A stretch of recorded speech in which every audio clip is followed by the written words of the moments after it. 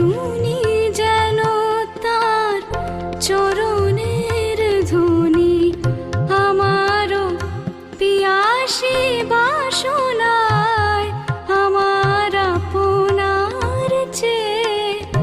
আপন যে জন, খুঁজি তারে আমি